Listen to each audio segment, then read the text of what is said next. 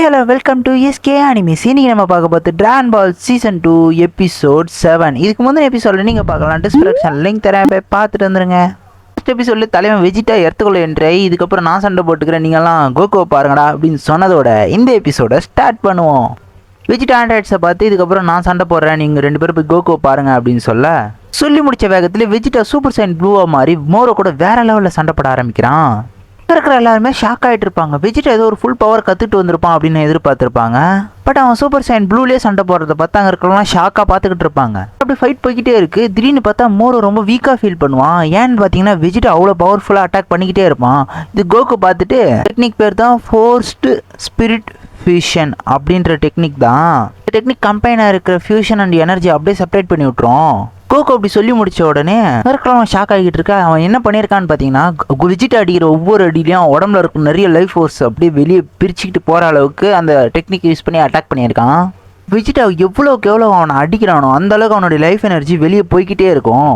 கொஞ்ச நேரம் கழிச்சு வெஜிட்டாவை பார்த்தீங்கன்னா அவனுடைய மொத்த லைஃப் ஃபோர்ஸையும் அவனுக்குள்ளே இருக்கிற எல்லா பிளானோட லைஃப் ஃபோர்ஸையும் வெளியே எடுத்துட்டு இதெல்லாம் அங்கங்கே போக வேண்டிய இடத்துக்கு போகட்டும் அப்படின்னு சொல்லி வெஜிட்டா அதை தட்டி விட, இதனால தான் மோரோ ரொம்ப வீக்காக ஃபீல் பண்ணியிருப்பான் போல. அந்த ஸ்பிரிட் எனர்ஜியெல்லாம் அப்படியே எந்தெந்த பிளானட்லேருந்து எடுத்தானோ அந்தந்த பிளானட்லாம் ரிட்டன் ஆக, பட் இறந்து போன எல்லாரெல்லாம் உயிரோட வர முடியாது. ஏன்னா அவங்களுடைய பாடிலாம் டெஸ்ட்ராய் ஆகிட்டு இருக்கும் இல்லையா. பட் நியூ நாமக் பிளானட்டுக்கு போனால் மட்டும் அங்கே இருக்கிறவங்களுடைய பாடியெல்லாம் டிராகன் பால்ஸ் மூலமாக டெஸ்ட்ராய் ஆகாமல் இருந்திருக்கும். அதனால அங்கே இருக்கிறவங்க எல்லாருமே திருப்பி உயிரோடு வருவாங்க. அதாவது நியூ நாமக் பிளானட்டில் இருக்கிற எல்லோரும் உயிரோடு வந்துடுவாங்க. பட் ஆனால் மோரோ கொன்னா இல்லையா, மோரோ அவன் கையால் கொன்ன யாரும் உயிரோடு வர மாட்டாங்க. லைஃப் எனர்ஜி அப்சர்வ் பண்ணதுனால இறந்து போனவங்க மட்டும் தான் உயிரோடு வருவாங்க. பிக்கலோ சென்ஸ் பண்ணிட்டு நியூமேக் பிளானெட்டில் இருக்கிற நிறைய பேர் உயிரோட வந்திருக்காங்கன்றது அவனுக்கு புரிய வந்துடும். இப்போ அவன் என்ன சொல்கிறான்னு பார்த்தீங்கன்னா வெஜிட்டா ஒரு வாட்டி நியூமேக் பிளானெட்டில் இருந்த எல்லாரையுமே இதுக்கு முன்னாடி இந்த பிளானெட்டில் இருக்கும்போது கொன்னான். அப்படியாப்பட்ட அவனே நிறைய பிளாமிக்கன்ஸை இப்போ காப்பாற்றிருக்கான் அப்படின்னு சொல்லிட்டு இருப்பான். அது மட்டும் இல்லாத வெஜிட்டா ஒரு காலத்தில் இந்த இடத்த அழிக்கிறதுக்காக தான் இங்கே வந்தான். அப்படியாப்பட்ட ஒருத்தனை இந்த இடத்த காப்பாற்றுறதுக்காக நின்று சண்டை போடுற விலைக்கும் நீ மாற்றிருக்க கோகு அப்படின்னு சொல்லி அவன் சொல்லிக்கிட்டு இருக்க. வெஜிட்டாவுக்கு மோரோக்கு நடுந்த சண்டை என்ன நடந்துச்சுன்னு பார்த்தீங்கன்னா வெஜிட்டா அசால்ட்டாகவே மோரோவை டிஃபீட் பண்ணி போட்டுருவான். என்னோட அவன் ஸ்பிரிட்டோட டெக்னிக்கே மோரோக்கு அகெயின்ஸ்ட் ஆனது தான். மோரோ ஸ்பிரிட் எனர்ஜி அப்சர்வ் பண்ணி வச்சு தான் அவன் பவர்ஃபுல் ஆகிறான்னும் போது அந்த ஸ்பிரிட் எனர்ஜி அவனால் அசால்ட்டாக பிரித்து எடுக்க முடியும் போது அது அவனுடைய ஆப்போசிட் மைனஸ் தானே. என் தலைவன் ஈகோக்கு பிறந்தவனாச்சே, நீ யாரா புளுத்தி அப்படின்ற மாதிரி எங்கால் நின்றுக்கிட்டே ஜாக்கோ கிட்டே உயிரோட வேணுமா அவனுக்கு அப்படின்னு சொல்லி கேட்ட ஜாக்கோ, ஓ தலைவா முதல்ல அவனை போட்டு தள்ள தலைவா, அவன் மரண தண்டனை கைதி தான் ஆல்ரெடி, அவனை போட்டு தள்ளனா எந்த ஒரு பிரச்சனையும் கிடையாது அப்படின்னு அவன் சொல்ல, என் தலைவன் வெஜிட்டாவோ நான் உனக்கு கேட்குறாட் மாதிரி இறக்கப்பட மாட்டேன், நான் உன்னை கொல்ல தான் போகிறேன், நீ கண்டிப்பாக நரகத்துக்கு தான் போகிற அப்படின்னு சொல்லிட்டு இருப்பான். அதுக்கு மோரோ நீ மட்டும் எங்கடா போகிற, நீ நரகத்துக்கு தானே போகிற, உனக்கு நரகத்தை பார்த்தா பயம் இல்லையா அப்படின்னு சொல்லி டேய் நான் உனக்கு முன்னாடி இந்த வில்லண்டா அப்படின்ற மாதிரி வெஜிட்டா ஒரு டைலாக பேசிட்டு சரி ஓகே அப்படின்னு சொல்லி அவனை போட்டு தள்ள போகும்போது மோரோ என்கிட்ட பவர்ஸ் இல்லாமல் இருக்கலாம் பட் என்னுடைய மேஜிக் இன்னும் இருக்குடா அப்படின்னு சொல்லிட்டு எர்த்தை லைட்டாக அப்படியே பூம் பண்ண வச்சு அதில் டிஸ்ட்ராக்ட் பண்ணி அவன் எஸ் ஆகிறான். எக்ஸ் ஆகி வேகமாக ஃபேஸ்ஷிப்புக்கு போகிறான். மோரோ இப்போ எதுக்கு அங்கே போயிருக்கான்னு பார்த்தீங்கன்னா 7-3 அப்சர்வ் பண்ணிடுறான். 7-3 எதுக்கு அப்சர்வ் பண்ணுறான்னு பார்த்தீங்கன்னா ஒரு ஆல்ரெடி 7-3க்கு இவனுடைய பவர்ஸ் 30 மினிட்ஸ் யூஸ் பண்ணுற மாதிரி கொடுத்துருப்பான் இல்லையா. அது எதுக்காக கொடுத்துருப்பான்னு பார்த்தீங்கன்னா இவனுடைய பவர்ஸ் ஒரு பேக்கப் எடுத்து வைக்கிற மாதிரி தான் கொடுத்துருப்பான். இப்போ 7-3 அப்சர்வ் பண்ணுறது மூலமாக அவன் திருப்பி பவர்ஃபுல் ஆகிடலாம் அப்படின்றதுக்காக 7-3 அப்சர்வ் பண்ணி ஒரு பவர்ஃபுல்லான ஒரு ஃபார்ம் அட்டைன் பண்ணுறான். அந்த இடத்துல மோரோவை பார்த்து கோகுவோ டே எப்படி அவன் ஸ்டார்டிங் இந்த பவரை திருப்பி ரீச் பண்ணிட்டான் அப்படின்னு சொல்லி எல்லாருக்கிட்டையும் சொல்ல அங்கே இருக்கிறவங்க எல்லாம் ஷாக்காக லுக்கே பார்க்கறதுக்கு 7-3 கலந்துடிச்ச மாதிரி தான் இருப்பான். வெஜிட்டா என்னதான் சூப்பர் பவர்லாம் யூஸ் பண்ணி பயங்கரமாக அவனை சண்டை போட்டு டிஃபீட் பண்ணியிருந்தாலும் இப்போ அவன் திருப்பி ஃபுல் பவரில் இருக்கும்போது வெஜிட்டாவில் சண்டை போட முடியாது. ஏன்னா அவனுடைய ஃபுல் பவரை ஆல்ரெடி அவன் யூஸ் பண்ணி நிறைய ட்ராப் ஆகிருக்கும். அப்படி நின்றுக்கிட்டு அவன் சண்டை போட்டுட்டு இருக்கும்போது அப்போ கூட மோரோ கூட நல்லா ஓரளவுக்கு சண்டை போட்டுக்கிட்டே இருப்பான். பட் மோரோ கிட்ட 7-3 பவர் வேறு இருக்குன்றதுனால 7-3 இதுக்கு முன்னாடி அப்சர்வ் பண்ண எல்லாருடைய பவரும் அவங்ககிட்ட இருக்கு வேற. அதெல்லாம் யூஸ் பண்ணி அசால்ட்டாக வெஜிட்டா பேக் சைடில் வெஜிட்டாவுடைய கழுத்தில் கையை வச்சு வெஜிட்டாவுடைய பவரையும் அப்சர்வ் பண்ணிடுறான். வெஜிட்டாவுடைய பவர் எடுத்து அவன் வெஜிட்டாவே அடிக்க போகும்போது அப்போ கோகு சொல்லுவான் வெஜிட்டா நீ கொஞ்சம் பார்த்து சண்டை போட, அவனால் 30 நிமிஷம் தான் அவன் பவரை யூஸ் பண்ண முடியும் அப்படின்னு வெஜிட்டாவை பார்த்து கோகு சொல்லிக்கிட்டு இருக்க. இப்போ தான் மோரோ சொல்ல வரான் 7-3க்கு வேணால் அந்த லிமிடேஷன்லாம் இருக்கலாம், எனக்கு அந்த லிமிடேஷன்லாம் கிடையாது, நான் எவ்வளோ நேரம் வேணால் எப்போ வேணால் யாருடைய பவர் வேணால் யூஸ் பண்ணுவேன் அப்படின்னு சொல்லிட்டு மோரோ சொல்ல மோரோ இப்போ வெஜிட்டாவுடைய பவர்ஸ் யூஸ் பண்ணுறதுனால வெஜிட்டாவுடைய ஃபுல் டெக்னிக்குமே அவனுக்கு தெரியும். அவன் லாஸ்ட்டாக கற்றுட்டு இருந்த பவர்ஸையும் அவன் யூஸ் பண்ணியிருப்பான். இதெல்லாம் பார்த்த பிக்கலோ நீங்கள் 2 பேரும் ஃபியூஷன் ஆனால் கூட இதுக்கப்புறம் மோரோ டிஃபீட் பண்ண முடியாது போல, அது எப்படி பிரிக்கணுன்ற விஷயமா அவனுக்கு தெரியும். ஏதாவது பிளான் போடணும் அப்படின்னு சொல்லிட்டு அவங்க யோசிச்சுக்கிட்டு இருக்கும்போது இந்த சண்டையில் எல்லாருமே பயங்கரமாக டிஃபீட் ஆகிருப்பாங்க இல்லையா, பயங்கரமாக அவங்களுடைய எனர்ஜியும் ட்ராப் ஆகிருக்கும் இல்லையா. அப்போ தான் டெண்டி காமியோட பிளேஸ்லேருந்து திருப்பி சண்டை நடக்கிற இடத்துக்கு வரான். எல்லாரையும் நான் ரெக்கவரி பண்ணுறேன் அப்படின்னு சொல்லிட்டு அவனும் அந்த இடத்துக்குள்ள நுழைய இப்போ தான் கிரில்லியனை கட்டுறான். கிரில்லியனும் நம்ம ஃப்ரெண்ட்ஸுக்கு சென்சோபின் தேவை அப்படின்னு சொல்லிட்டு சண்டை நடக்கிறதுக்கு சென்சோபின் எடுத்துக்கிட்டு வந்துட்டு இருக்கான். இப்போ இங்கே என்ன நடக்குதுன்னு பார்த்தீங்கன்னா எல்லாருமே மோரை கூட சண்டை போடுறாங்க. எல்லாருமே மோரை அசால்ட்டை டிஃபீட் பண்ணி போட்டுக்கிட்டே இருக்கான். கோகோ என்ன பண்ணுறான்னு பார்த்தீங்கன்னா ஸ்ட்ரெயிட்டாக அவனுக்கு நேராக நின்று காமையாமையை யூஸ் பண்ணுறான். பார்த்தீங்களா, அந்த காமையாமையில் வந்து அவனுடைய கையை டிஸ்ட்ராய் ஆகிடும். பட் அவன்கிட்ட பிக்கலோடைய பவர்ஸும் இருக்குன்றதுனால அழகாக அந்த கையை ரீஜென்ரேட் பண்ணிட்டு வரான். கையை ரீஜென்ரேட் பண்ணதோட விடாமல் கோகோடைய செஸ்ட்டில் அப்படி பெரிய ஓட்டையாக போட்டு விட்டுறான். இதெல்லாம் பார்த்தா கோகன் பயங்கர காண்டாகி எங்கள் அப்பாவையோட அடிக்கிற அப்படின்னு சொல்லிட்டு அவனை அட்டாக் பண்ண போக அவனை அசால்ட்டாக அது கொசு தட்டுற மாதிரி தட்டி போட்டுருவான். டெண்டி என்ன சொல்லுவான், நான் எல்லாரையும் வந்து ரெக்கவரி பண்ணுறேன் அப்படின்னு சொல்லிட்டு பிக்கலோ கிட்ட டெலிபதி மூலமாக பேசிக்கிட்டு இருக்கேன். இது யார் கேட்டிருப்பான்னு பார்த்தீங்கன்னா மோரோ கேட்டிருப்பான். ஏன்னா மோரோ கிட்ட பிக்கலோடைய பவர்ஸ் இருக்கு இல்லையா. ஓ அப்படியா, அவனை கூப்பிட்டு வச்சு இவங்களெல்லாம் ரெக்கவரி பண்ணி திருப்பி எவ்வளோ நேரம் நான் சண்டை போடுறது அப்படின்னு சொல்லிட்டு இந்த இடத்த ஃபுல்லாக ஒரு பேரியரை போட்டு மூடிடுவான். இந்த பேரியருக்குள்ளே தான் எல்லாருமே இருப்பாங்கன்றதுனால எல்லாருமே பயங்கரமாக அடிபட்டு விழுந்து கிடப்பாங்க. பிக்கல் என்ன பண்ணுவோம், என்னுடைய செல்ஃப் டிஸ்ட்ரக்ஷன் மூடு மூலமாக நான் இந்த மொத்த இடத்தையும் அழிக்க போகிறேன். அப்படி அழிக்கும்போது மோரோ அழிச்சிடலாம், நம்ம எல்லாருமே செத்தாலும் பரவாயில்ல, மோரோ கண்டிப்பாக இந்த இடத்த விட்டு வெளியே போக விடக்கூடாது அப்படின்னு சொல்லிட்டு அவனு செல்ஃப் டிஸ்ட்ரக்ஷன் மோட ஆன் பண்ணேன். இது தெரிஞ்சுக்கிட்ட மோரோ நீ யார் பிஸ்கோத்து பையான்னு சொல்லிட்டு வயிற்றுலேயே ஒரே ஒரு பீம் அட்டாக் பண்ணுவான். அதுவும் எக்ஸாக்டாக பிக்கலோ யூஸ் பண்ணுற அதே பீமே யூஸ் பண்ணியிருப்பான். இப்போ அந்த இடத்துல இருக்கிற எல்லாருமே அன்கான்ஷியஸ் ஸ்டேட்டில் இருப்பாங்க. அந்த இடத்துல ஜாக்கோ மட்டும்தான் இருப்பான். ஜாக்கோக்கு என்ன பண்ணுறதுன்னே தெரியாது. இந்தியாவில் அந்த பேரியரை உடைக்க முடியாது இல்லையா, பேரியரை ட்ரை பண்ணிகிட்டு இருப்பான் உடைக்கிறதுக்கு எப்படியாவது அப்படின்னு சொல்லிட்டு. அந்த இடத்துல வந்து ஓட்டை ஒன்று வரும். அந்த ஓட்டைக்குள்ளே அழகாக உள்ளே போயிடுறான். அப்போ தான் யாரா இதை உருவாக்குதுன்னு பார்த்தீங்கன்னா விஷ் அண்ட் பீரூஸ் தான் இதை உருவாக்கியிருப்பாங்க. டெண்டி உள்ளே வந்த வேகத்திலே போய் ஜீ ஃபைட்டர்ஸ் எல்லாம் ரீகவரி பண்ணலாம் அப்படின்னு சொல்லிட்டு அவனும் போய் ஹீல் பண்ண போயிடுறான். அப்போ தான் மீரூஸ் அந்த இடத்துக்குள்ளே வரான். ஜாக்கோவை மோரோ கூட ஃபைட் பண்ணலான்னு பார்த்துட்டு இருக்கும்போது மீரூஸ் அந்த இடத்துக்குள்ளே வந்து மீரூஸ் இங்கே யார் கூட்டு வந்திருப்பான்னு பார்த்தீங்கன்னா விஷ் தான் கூட்டு வந்திருப்பாரு. விஷ் எதுக்காக கூட்டு வந்திருப்பான்னு பார்த்தீங்கன்னா ஜி ஃபைட்டர்ஸ் யாராலையுமே இப்போதைக்கு மோரோவை தோக்கடிக்க முடியாதுன்றது அவருக்கு புரிய வந்திருக்கும். அதனால தான் மீரூஸ் வந்து இந்த இடத்துக்கு கூட்டு வந்திருப்பாரு. மோரோவால் பீரூஸோடைய லைஃப் எனர்ஜி சென்ஸ் கூட பண்ண முடியாது. ஏன்னா வந்து கமானா ஒரு ஏஞ்சல் இல்லையா. அப்போ தான் பீரூஸை பார்த்து மோரோவை கேட்குறான், நீ வந்து ஒரு கடவுளா இல்லை மனுஷனா அப்படின்ற மாதிரி கேட்க அப்படின்னு சொல்லிட்டு அவனுங்க சண்டை போட்டுக்கிட்டே இருக்கும்போது இந்த சண்டையில் என்ன நடக்குதுன்னு பார்த்தீங்கன்னா மீரூஸ் வந்து அவனுடைய ஃபுல் பவர் ஏஞ்சல்ஸ் பவர்ஸ்லாம் யூஸ் பண்ண மாட்டான். அவனுடைய இந்த கேலக்டிக் போஸ்டரில் கொடுத்துருப்பாங்க இல்லையா அந்த வெப்பன்ஸ் அண்ட் காஸ்டியூம்ஸ் அதை மட்டும் வச்சு அவனுடைய ஃபிசிக்கல் மூவ்மெண்ட் ஸ்பீடை மட்டுமே வச்சு சண்டை போட்டுக்கிட்டு இருப்பான். பீரோஸும் அந்த இடத்துல நின்று எல்லாத்தையும் பார்த்துக்கிட்டு இருப்பாங்க.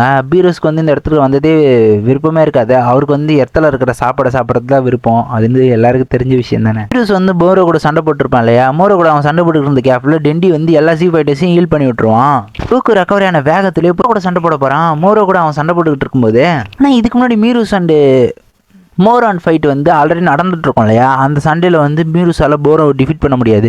ஏன்னா தான் அவன் தான் ஏஞ்சலாகவே இருந்தாலும் அவன் ஏஞ்சல்ஸ் பவர் யூஸ் பண்ணாத போது அவனால் டிஃபீட் பண்ண முடியாமல் போயிட்டுருக்கோம். அதனால் சரி இதெல்லாம் வேலையாகாது, இந்த யூனிவர்ஸ் அழியத்தை என்னால் பார்த்துக்கிட்டு இருக்க முடியாது அப்படின்னு சொல்லிட்டு அவனும் ஏஞ்சல் பவரை ஃபுல்லாக அன்லிஸ்ட் பண்ணி பயங்கர பவர்ஃபுல்லாக இருக்கான். அவன் அந்த பவரை வச்சு மோரோவை அட்டாக் பண்ண எர்த்தரஸ் எந்த ஒரு மோட்டலுக்கும் வந்து ஏஞ்சல்ஸ் பவர்ஸ் யூஸ் பண்ணி அவங்க ஹெல்ப் பண்ணுறாங்க அப்படின்னும் போது அந்த ஏஞ்சல்ஸ் வந்து மறைய ஆரம்பிச்சிருவாங்க. அதனால் வந்து இவனும் சண்டை போட்டுக்கிட்டு இருக்கும்போதே மறைய ஆரம்பிப்பான். நான் இந்த யூனிவர்ஸ்க்கு ஒன்றுமே பண்ணாமல் இந்த சண்டே உட்காந்து பார்த்துக்கிட்டு இருக்க முடியாது அப்படின்னு சொல்லிட்டு அவனும் மறைய ஆரம்பிக்க சண்டை போட்டுக்கிட்டு மீரூஸ் இந்த மாதிரி அவன் உயிரே சாக்ரிஃபைஸ் பண்ணுற அளவுக்கு ஏன் சண்டை போடுறான்னு பார்த்தீங்கன்னா அதையும் கோகு கிட்ட தான் கற்றுட்டு இருப்பான். கோகு அண்ட் மீரூஸ் ட்ரைனிங் எடுத்திருப்பாங்க இல்லையா. அப்போ வந்து கோகு நீ எதுக்காக இவ்வளோ கஷ்டப்பட்டு சண்டை போடுற அப்படின்னு சொல்லி கேட்கும்போது என் உயிரே பண்ணலாம் பரவாயில்ல, நான் எர்த்தை ப்ரொடெக்ட் பண்ணுவேன், எல்லாரையும் ப்ரொடெக்ட் பண்ணுவேன் அப்படின்னு கோகு சொன்னதெல்லாம் கேட்டு மீரூஸ்க்கு ஒரு புதிய விஷயம் புரிய வருது. எந்த ஒரு பவர்ஸுமே இல்லாத மோட்டர்ஸ் எல்லாம் இந்த எர்த்தை காப்பாற்றுறதுக்காக இந்த யூனிவர்ஸை காப்பாற்றுறதுக்காக இவ்வளோ கஷ்டப்பட்டு சண்டை போடுறாங்க. ஏஞ்சல் பவர்ஸை வச்சுக்கிட்டு நான் இதுக்காக இங்கே சும்மா நின்றுக்கிட்டு இருக்கணும் அப்படின்னு சொல்லிட்டு தான் அவன் உயிரே போனாலும் பரவாயில்லன்னு சொல்லிட்டு சாக்ரிஃபைஸ் பண்ணி அந்த சண்டையை ஆரம்பிச்சிருப்பான். மீரூஸ் சண்டையில் வேறு வழி இல்லாமல் சரி ஓகே அப்படின்னு சொல்லிட்டு மோரோவுடைய அந்த கிறிஸ்டல்ஸ் எல்லாம் இருக்கும் இல்லையா, அந்த 7-3 பவர்ஸை யூஸ் பண்ணுற கிறிஸ்டல்ஸ் அது இருந்தால் தான் நீ எல்லா பவர்ஸையும் காப்பி பண்ணி அட்டாக் பண்ணுவேன் அப்படின்னு சொல்லிட்டு அந்த கிறிஸ்டல்ஸ் எல்லாம் உடச்சி விட்ருவான். ஆனால் சண்டை நடந்துக்கிட்டு இருக்கும்போதே வந்து மோரோ வந்து மீரூஸோடைய ஒரே ஒரு சுச்சுவேஷனில் வந்து அவன் கையை யூஸ் பண்ணி அந்த கழுத்தை பிடிச்சிட்டு இருப்பான். அதனால் வந்து அவனுடைய பவரையும் காப்பி பண்ணிட்டு இருப்பான். பட் அந்த கையை மீரூஸ் வெட்டி போட்டிருப்பான். இதான் டைம் கோக்கு, நான் அந்த 7-3 எல்லா பவர்ஸையும் க்ளோஸ் பண்ணிட்டேன், இதுக்கப்புறம் நீ தான் நின்று சண்டை போட்டு ஜெயிச்சுக்கணும் அப்படின்னு சொல்லிட்டு மீரூஸ் அந்த இடத்த விட்டு மறைஞ்சு போக ஆரம்பிக்க உன்னால் கண்டிப்பாக இவனை தோக்கடிக்க முடியும், அது மட்டும் இல்லை அல்ட்ரா இன்ஸ்டிங்க்கும் உன்னால் மாஸ்டர் பண்ண முடியும் அப்படின்னு சொல்லிட்டு மீரூஸ் சொல்லி முடிச்சுட்டு அப்படியே அந்த இடத்துல இருந்து வேனிஷ் ஆக அதான் ஒன்றும் அவன் எனக்காக பண்ணலை, இந்த யூனிவர்ஸுக்காக பண்ணான், நம்ம கண்டிப்பாக இந்த யூனிவர்ஸை பாதுகாக்கணும் அப்படின்னு சொல்லிட்டு கோகு வெறி கொண்டு அந்த இடத்துல சண்டை போட ஆரம்பிக்க போகிறான்.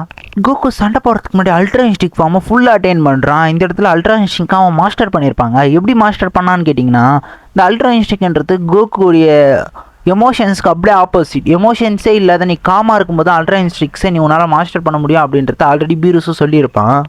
மீரூஸ் இந்த இடத்துல இறந்து போயிருந்தாலும் அந்த எமோஷனை வந்து அவனால முடிஞ்ச அளவுக்கு செம காமாக ஹேண்டில் பண்ணியிருப்பான், அதை கண்ட்ரோலும் பண்ணியிருப்பான். இதனால வந்து அவனுடைய எமோஷன்ஸ் ஃபுல் கண்ட்ரோலில் இருக்கும்போது அல்ட்ரா இன்ஸ்டிக் அவனால் அசால்ட்டாகவே மாஸ்டர் பண்ண முடிஞ்சிருக்கும். ஃபர்ஸ்ட் அவன் சூப்பர் சைன் ஃபார்ம் அட்டைன் பண்ணும்போதும் யூஸ் பண்ணியிருப்பான். ட்ரில்லியன் இழந்ததுக்கு அப்புறமா அவனுடைய ரேஞ்ச் வந்து ஃபுல் அண்ட் ஃபுல் கண்ட்ரோல் இல்லாமல் போய் பயங்கர கோவத்தில் சைன் ஃபார்மை ஃபர்ஸ்ட் அட்டன் பண்ணியிருப்பான். இந்த வாட்டி அப்படியே ஆப்போசிட்டாக அவனுடைய எமோஷன்ஸை ஃபுல் அண்ட் ஃபுல் அவன் கண்ட்ரோல் பண்ணதுனால அல்ட்ரா இன்ஸ்டிக்காக அசால்ட்டாகவே அவனால் மாஸ்டர் பண்ண முடிஞ்சிருக்கும். இந்த இடத்துல கோகு பயங்கர கூலாகவும் பயங்கர பவர்ஃபுல்லாகவும் இருப்பான், பார்க்க ஒரு மாஸ்டர் மாதிரி இருப்பான். இதில் மோரோவே கோகு பார்த்து லைட்டாக ஒரு அல்லு கிளம்ப எறாவன்ற மாதிரி அவனும் சயின்டிஸ்ட் சொல்லிட்டு ஃபைட் ஆரம்பிக்கிறான். பட் மோரோ அடிக்கிற ஒவ்வொரு அடியுமே கோகு அசால்ட்டாகவே ஜட்ஜ் பண்ணுறான், ஏன்னா அவனுடைய ஒவ்வொரு அடி கூட இவன் மலைப்படாது. ஏன்னா அல்ட்ரா இன்ஸ்டிங்கோடைய பவர் அப்படி. கோகுவோடைய ஒவ்வொரு அடியுமே மோரோவை பிரித்து மேய்ஞ்சிக்கிட்டு இருக்கும். மோரோ அடிக்கிற ஒவ்வொரு அடியுமே கோகு மேலே படாமல் மிஸ் ஆகிக்கிட்டே இருப்பான். அவனுடைய ஒரே ஒரு சிங்கிள் பஞ்சில் வந்து மோரோவுடைய மொத்த பாடியும் கொலாப்ஸ் ஆகிருக்கும். இடத்துலையே அந்த வேவ்ஸ் எல்லா இடத்துக்கும் போயிருக்கும். அவன் பவர்ஃபுல்லான ரெண்டு பஞ்சில் அசால்ட்டாகவே கோகு மோரோவை டிஃபீட் பண்ணி போட கீழே எல்லாம் பார்த்த மோரோவுக்கும் வந்து தெரிஞ்சிடும், சரி ஓகே இதுக்கப்புறம் நம்ம கோகு டிஃபீட் பண்ண முடியாது அப்படின்றது. மோரோ இதெல்லாம் தெரிஞ்சுக்கிட்டு சரி ஓகே அப்படின்னு சொல்லிட்டு கோகு கிட்ட நீ என்னை உயிரோட மட்டும் விட்டுட்டு நான் அவங்க யாரையும் எதுவுமே பண்ண மாட்டேன் அப்படின்னு சொல்லிட்டு மோரோ அப்படி உயிர் பிச்சை எடுக்கிறதெல்லாம் கோகு பார்த்துட்டு சரி ஓகே அப்படின்னு சொல்லிட்டு ஜாக்கோ பார்த்து இவன் வந்து ஒரு மரண தண்டனை கைதி தானே அப்படின்னு சொல்லிட்டு கோகு கேட்க ஜாக்காவும் ஓகே முதல்ல அவனை கொன்னுடுங்க, ஏன்னா வந்து அவனை இப்போ உன்னால் கொல்ல முடியும், நீ அவனை கொண்டுட்ட அப்படின்னா நம்மளுக்கு பெரிய பிரச்சனை ஓஞ்சிரும் அப்படின்னு சொல்லிட்டு ஜாக்கோ எல்லாத்தையும் சொல்ல இதெல்லாம் கேட்ட கோகு சரின்னு சொல்லிட்டு அவனுடைய சட்டையை பிரித்து போட்டுடுறான். எதுக்காக அவன் சட்டைக்கு வச்சிருப்பான்னு பார்த்தீங்கன்னா அதில் வந்து ஸ்பேஸ் பேட்ரோல் லோகோ இருக்கும். அது இருந்தால் அந்த ரூல்ஸ் எல்லாம் அவன் ஃபாலோ பண்ண வேண்டியது இருக்கும்ல. இப்போ அவங்க என்ன சொல்லியிருப்பான் ஜாக்கோ அந்த மாதிரி வந்து அவன் ஒரு மரண தண்டனை கைதி அவனை கொன்னுடுவோம் அப்படின்னு சொல்லியிருப்பான் இல்லையா. ஆனால் கோகு வந்து அவனை கொல்றதுல அவனுக்கு விருப்பம் இருக்காது. கமான் கோகு எவ்வளோ நல்லவன்றது உங்கள் எல்லாருக்கும் தெரியும், கோகு இன்னொரு சான்ஸை கொடுப்பான் அவனுக்கு அப்படின்னு சொல்லிட்டு யோசிச்சுக்கிட்டு இருப்பான். அதில் ட்ரில்லியன் வேகமாக வந்து இந்த சென்சோபீனை அப்படின்னு சொல்லிட்டு கோகு கிட்ட கொடுக்க கோகு ஓகே அப்படின்னு சொல்லிட்டு அதை வாங்கிட்டு போய் மோரோ கிட்ட நின்றுக்கிட்டே உன்னை கொல்றதுல எனக்கு சத்தியமாக விருப்பம் கிடையாது, பட் நீ திருந்ததுக்கு உனக்கு ஒரு வாய்ப்பை தரேன், நீ திருந்தி ஒரு நல்ல மனுஷனாக மாறு அப்படின்னு சொல்லிட்டு கோகு சொல்லிவிட்டு உன்னை இப்போதைக்கு நான் பேட்ரோல் ப்ரிசனில் வைக்க சொல்கிறேன், நீ ஒழுங்காக ப்ரிசனுக்கு போயிடு, இங்கே நின்னா எனக்கு கண்டிப்பாக உன்னை கொல்ல வேண்டியது வரும், 10வது வரைக்கும் உன்னுடைய எனர்ஜியை நான் ரீஸ்டோர் பண்ணுறேன் அப்படின்னு சொல்லிட்டு கோகு சொல்லிக்கிட்டு இருக்கா. கமான் கோகு அநியாயத்துக்கு நல்லவனாக இருக்கக்கூடாதுரா அப்படின்ற மாதிரி தான் இருக்குது. மோரோவும் அவங்ககிட்ட சரண்டர் ஆகிற மாதிரி ஆகி சென்சோபீனை வாங்கி சாப்பிட்டு நான் சரி நான் ப்ரெசனுக்கே போகிறேன் அப்படின்னு சொல்லிட்டு அதை சாப்பிட்ட உடனே அவனுடைய ஃபுல் பவர் வந்த உடனே டேய் நீ ஒரு முட்டாள்றா அப்படின்னு சொல்லிட்டு கோகுவே அட்டாக் பண்ண போகிறான். தேவையா இது? இந்த இடத்துல திருப்பி மோரோ கோகு அட்டாக் பண்ண போக கோகு அசால்ட்டாகவே அதை திருப்பி டிஃபீட் பண்ணி போட்டுட்டு நார்மல் ஃபார்முக்கு மாறி இப்போ உனக்கு நல்லா புரிய வரும்னு நினைக்கிறேன், ட்ரைனிங் தான் ஒருத்தர் நம்ம ஸ்ட்ராங் ஆகும், அடுத்து உன்னுடைய பவர் 3Dலாம் நீ ஸ்ட்ராங் ஆக முடியாது அப்படின்னு சொல்லிட்டு கோகு அட்வைஸ் பண்ணிக்கிட்டு இருக்க. இப்போ நான் உனக்கு ஆப்ஷன் தரேன், நீ இங்கேயே இறந்து போறியா இல்லை பிரசனுக்கு போறியா அப்படின்னு சொல்லி கேட்க இதோட இந்த எபிசோட முடிச்சுக்கலாம். நெக்ஸ்ட் எபிசோடில் கோகு அவனை கொல்வானா இல்லை பிரசனுக்கு போவானான்றதை நம்ம பார்க்கலாம். இந்த வீடியோக்கு லைக் போட்டுருங்க, நம்ம சேனலுக்கு சப்ஸ்கிரைப் பண்ணுறங்க. அடுத்த எபிசோட் வேகமாக நினச்சிங்கன்னா வீடியோக்கு சப்போர்ட் பண்ணுங்கள். நீங்கள் பண்ணுற சப்போர்ட் எல்லாத்துக்கும் வீடியோ டக்குன்னு வரும். அடுத்து எந்த கண்டென்ட்டை போடலாம் அப்படின்றதை கமெண்ட்டில் தட்டி விடுங்க. இந்த வீடியோக்கு உங்களால் முடிஞ்ச அளவுக்கு ஷேர் பண்ணி விட்டுருங்க. பாய்.